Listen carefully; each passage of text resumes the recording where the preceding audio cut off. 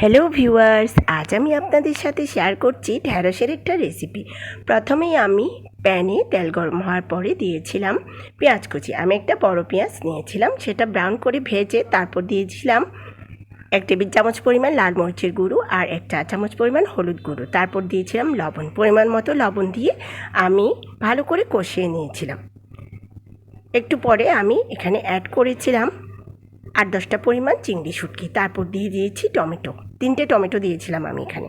এরপরে এটাকে আমি ভালো করে কষিয়ে নিয়ে পরিমাণ মতো জল অ্যাড করে দিয়েছি। আমি ঢ্যাঁড়সের জন্য একবারে জলটা দিয়ে দিয়েছি। এখন আমি ঢাকা দেওয়া অবস্থায় ঢ্যাঁড়সটা রান্না করেছি 5 মিনিটের মতো, যেটা আমি আপনাদেরকে শেয়ার করতে পারি নাই, স্কিপ করে ফেলেছি। আচ্ছা, যাই হোক, এখন দেখাচ্ছি এটা ঢাকা দেওয়া অবস্থায় আমি 5 মিনিট মিডিয়াম ফ্লেমে রান্না করেছিলাম। এখন ঢাকা তুলে আমি লো ফ্লেমে আরও 3 থেকে 4 মিনিট রান্না করেছি। কালারটা সবুজ থাকার জন্য আমি এটা ঢাকা তুলে রান্না করেছি। কেমন লেগেছে আমার রেসিপিটা অবশ্যই জানাবেন।